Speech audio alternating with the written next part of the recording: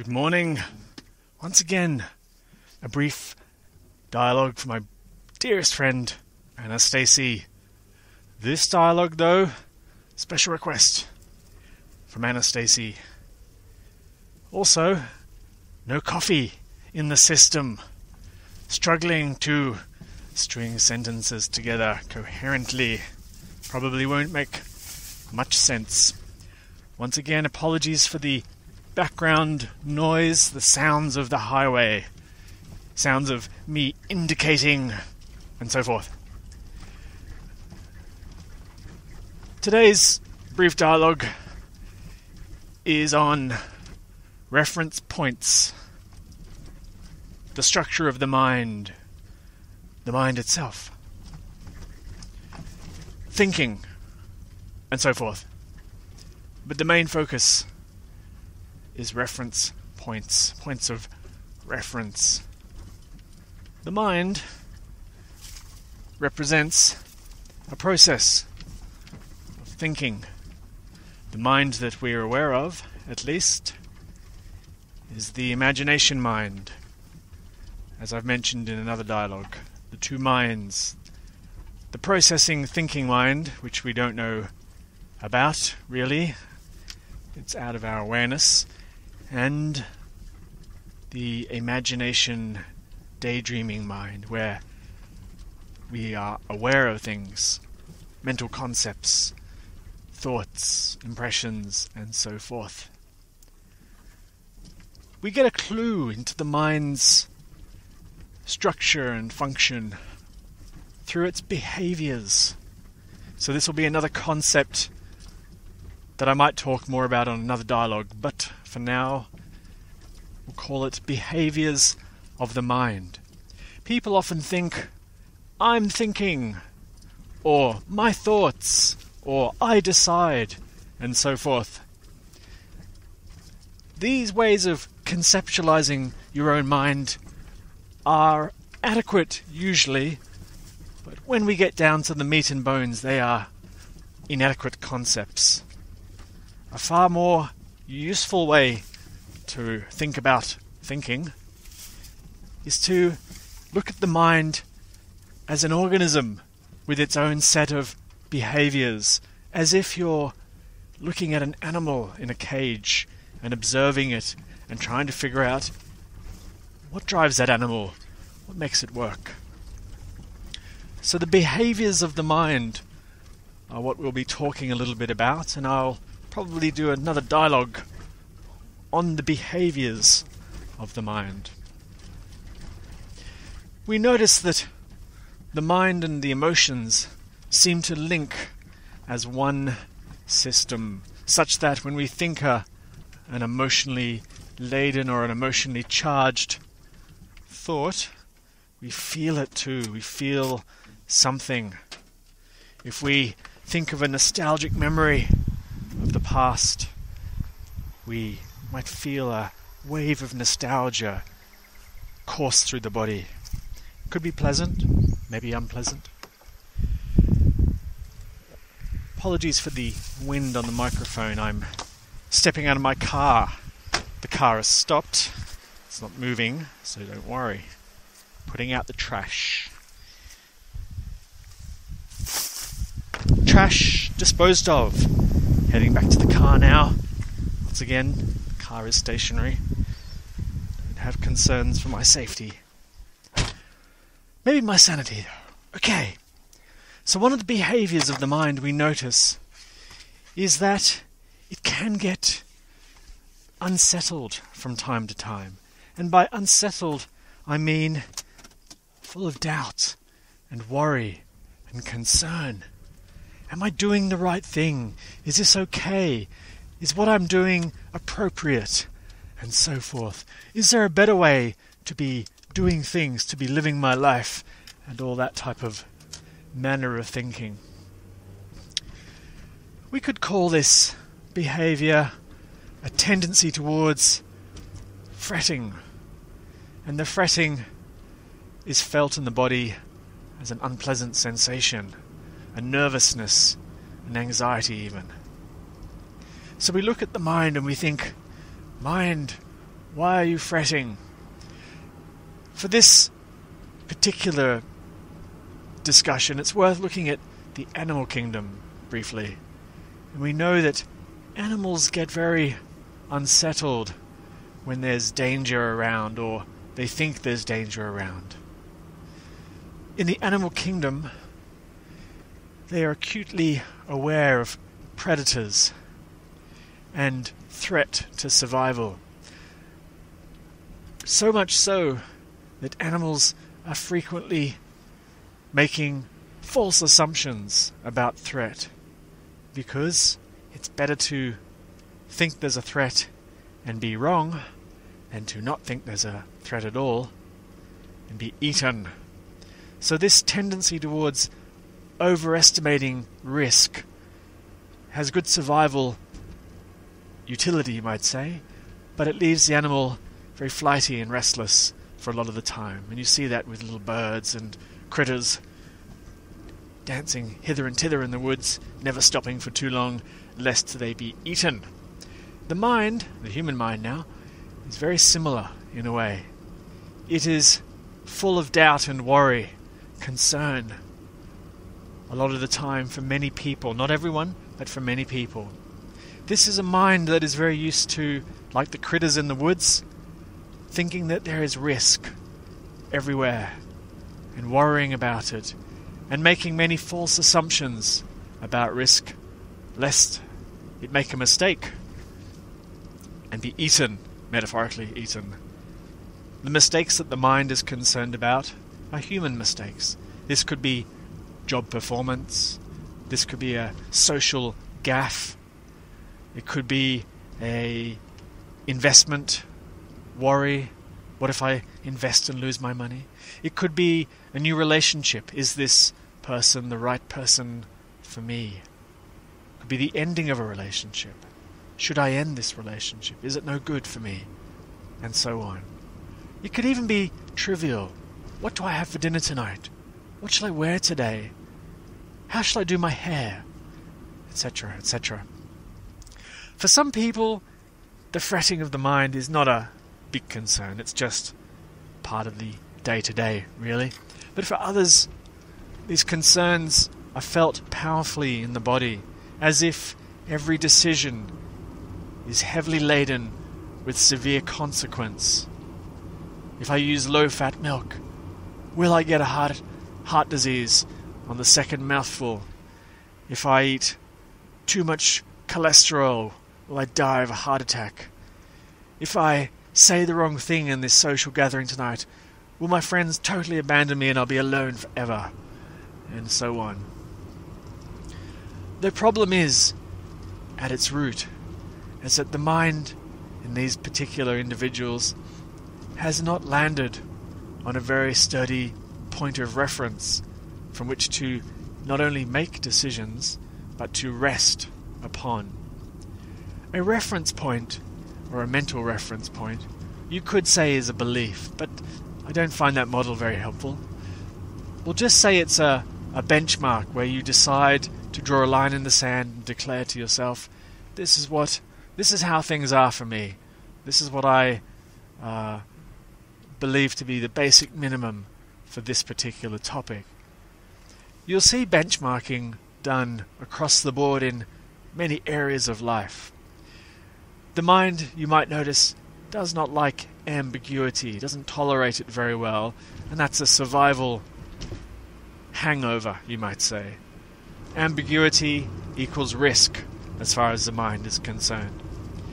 To reduce ambiguity and lower risk, or the feeling of risk, it's much easier for the mind to make a decision that it feels satisfied with. It brings a lot of feelings of peace once a decision is made, once a line is drawn in the sand, once a position is taken. To be easy about it, to make it straightforward, you'll see individuals, communities, even countries, making big, broad stroke decisions about what they're going to believe and how they're going to behave. These big, broad stroke opinions or positions or reference points, if you like, are often so broad that they beguile belief. You think, why do you believe in such a broad stroke reference point when the world is so infinitely nuanced? You could really explore things down to their depths if you wanted to. The reason is that is tedious and boring. We'd rather be doing other things, like sitting in a bar watching sport on a Sunday morning. So, let me give you an example. I used racism as an earlier example in another talk, as a very broad-stroked sort of line in the sand. This is what I believe. You see it with fundamentalist groups or fundamentalism in general. The individuals simply draw a very powerful line in the sand and say, this is what I believe, and that's the end of the story. No point overthinking it. So you get very narrow-focused or limited or monolithic points of view about the world and about life. Yet for those people, there's no ambiguity, there's no uncertainty, and so there's no discomfort. I believe in a God that if I just go to church every Sunday, say my prayers, I will go to heaven, end the story, end the debate, type of thing. For people who like nuanced thinking or reasoning and deeper philosophy, etc., that is a very unsatisfying way to be, just to draw these broad strokes lines. But there's a lesson to be learned from fundamentalists, in that when the line is drawn in the sand, when a position is taken, when a reference point is reached, then ambiguity and uncertainty are reduced. For the person who frets and worries and is anxious all the time, therefore, the problem, so to speak, is a lack of reference, or a not trusting in the reference points that they have decided upon. You could, in fact, explore the multitude of reference points around issues and find probably a great deal of them. However, for the purpose of this dialogue, we'll look at some of the important reference points, or the key reference points that we come up against in daily life. The big one, number one on the list, the huge, monumental, massive one, is the reference point of self, me, I. This is a point where we say the world is happening to me, that life is personal, that this is my life. That's the granddaddy of all reference points. And we could explore that, but that's a biggie. But that will put at the bottom of the pile, the big one. The reason I mention that reference point is because as a reference point of me or I, the subtext there is I exist. I have existence, you might say. The corollary, the opposite, if you prefer, of that is the worry or the concern that if I indeed exist, there's a risk or a chance that one day I might not exist, or one day I certainly will not exist. So that reference point, when locked in, of I exist, although it brings comfort, it also brings equally a deep sense of unease. At the back of the mind it is known that one day there will be non-existence, according at least to that point of reference. The next point of reference that we come up against very frequently is the way we define ourselves for others and for ourselves, to ourselves. What that means is self-concept. So a little bit above our existence, there are the descriptions we use about ourselves. These descriptions have social value more than individual value, although they are certainly valued by the individual. A social value could be something like being a nice person. That has perceived social value. You want others, obviously, to think of you as a nice or helpful or friendly person.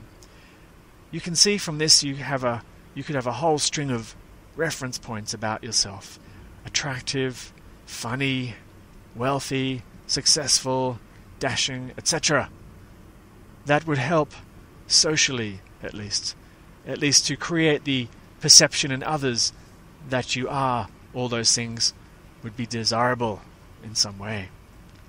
Of course, as we said earlier, once you set a reference point, although it reduces uncertainty and ambiguity for your behavior in a circumstance, it creates risk, an uncertainty or a need to defend that point. What if people don't see me as friendly? What if I enter a situation where I want to be friendly and helpful, but I just feel I can't?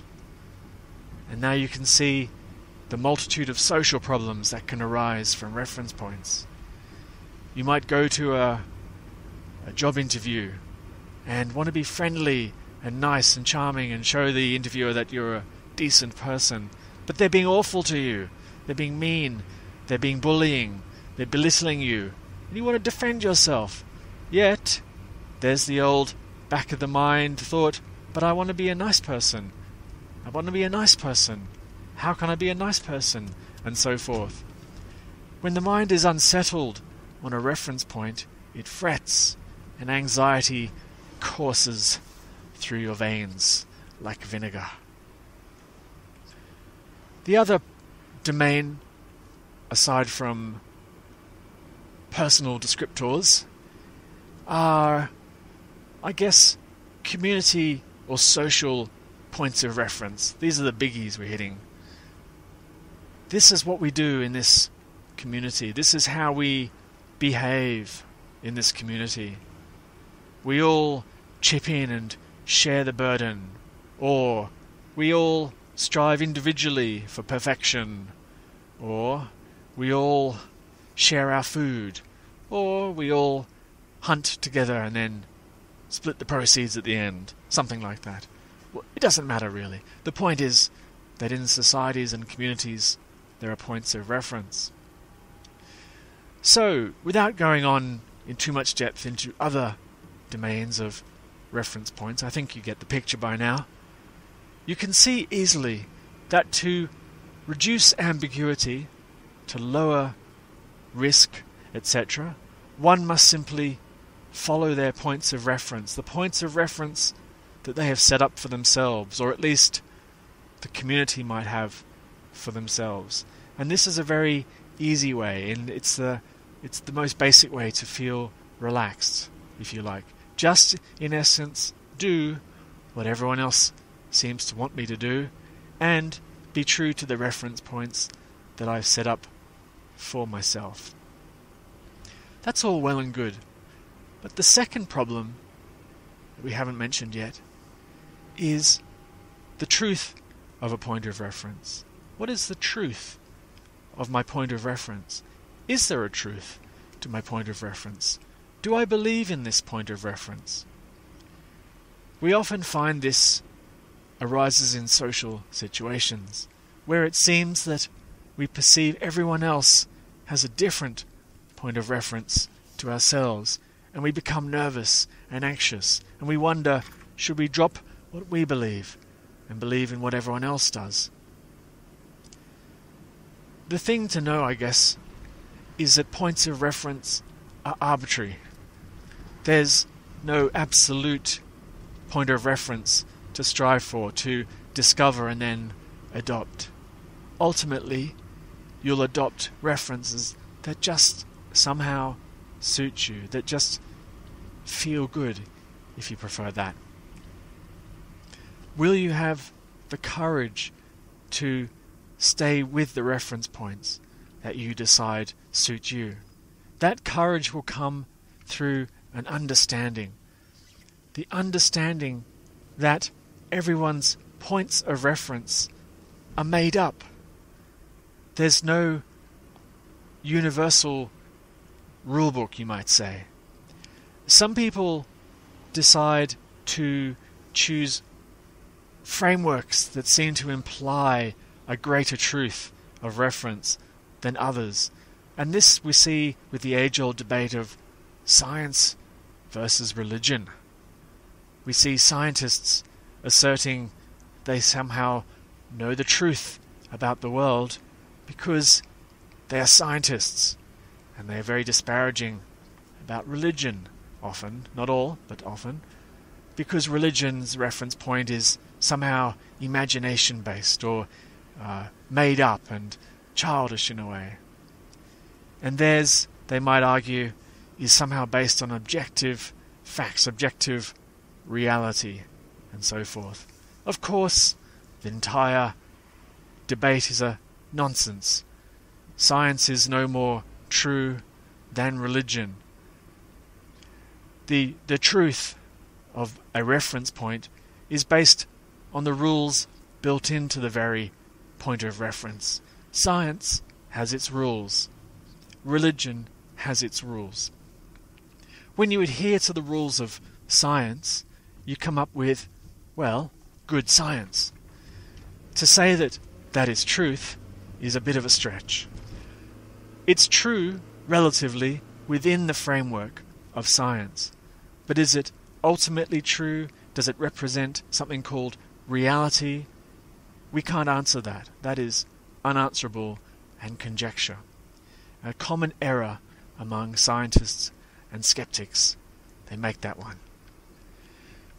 Similarly, pointing the finger back at religion, they too make the same fundamental error as the scientists, believing that their point of reference about God or gods, about the way the religious doctrine of their religion tells them how to live, is true, and ultimately true, absolutely true, divinely true. Once again, not so. Religion has its own structure of rules and reference points, and within the religion itself, there are ways that you can live which are true within that religious structure. You also find it in other domains. You find it in communities and cultures and even places of employment. There are rules about conduct in different companies or employment settings where once they're learned, they're true within that setting. The confusion for the person who tends to fret a lot, at least from my perspective, is that they confuse points of reference as global, universal, absolute, immutable, that everyone else seems to know except them. Or they confuse the rules or reference points of one domain with the reference points of another. Science and religion being that example.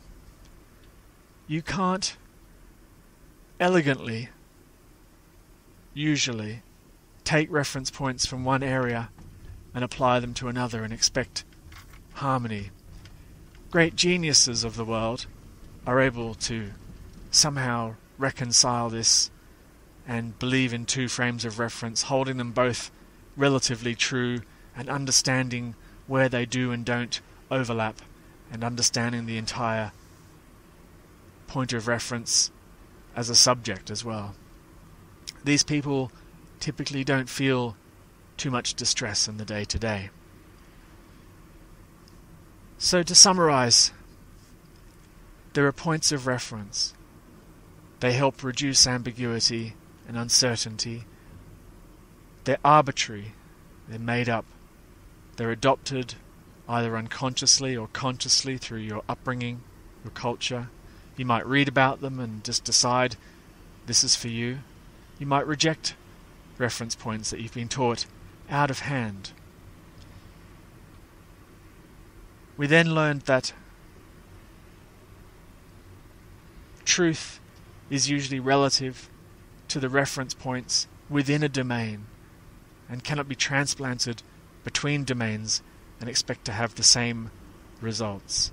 That was the old science versus religion argument, sorted and settled once and for all in this brief dialogue.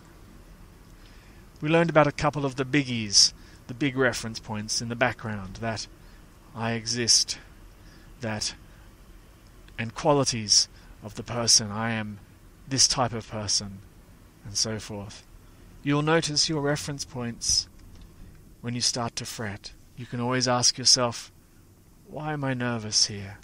What do I think is true that makes me nervous right now? What do I think others have the inside track on that I don't seem to have the inside track on? That makes me feel nervous right now. When you look at it this way, you can often find a pathway to peace through realizing that it's okay to have personal beliefs and thoughts and points of reference that are dear to you, that mean something to you. You can understand equally that everyone has their own and there aren't any universals. You can understand equally that people might assert that certain beliefs or systems are universal, but you know that they're just trying to reduce their own ambiguity and vulnerability by asserting that. So you can now start to feel comfortable in the unknowing, the uncertainty of life. You can now feel comfortable drawing a line in the sand to make your own reference points to things that just suit you, to things that make you feel comfortable somehow, even if someone doesn't agree with you. You can now feel comfortable in different settings because you can learn what their points of reference are in that setting and just literally follow them if you like. Make it easy on yourself. It's not like you're going against your own values in a way. You're just going with you're just choosing a path of least resistance to just get along in that setting. You can fight against reference points if you like. You can protest and you can argue them endlessly, but know that the argument is always a hall of mirrors debate about a personal opinion versus a personal opinion. You can argue within a point of reference, such that a scientist can argue with another scientist, because one scientist might have violated the rules of science. That's usually a very helpful place to be arguing, because sometimes people within the system aren't clear on their own points of reference. Sometimes they accidentally bring in external frameworks from one reference point into another and get confused. Well, as you can probably hear, my throat is drying up and the caffeine gland in my brain is screaming out to be refueled. I'll pull in a minute and indulge in a large flat white. But for now, this has been X Winterview with a brief dialogue on reference points.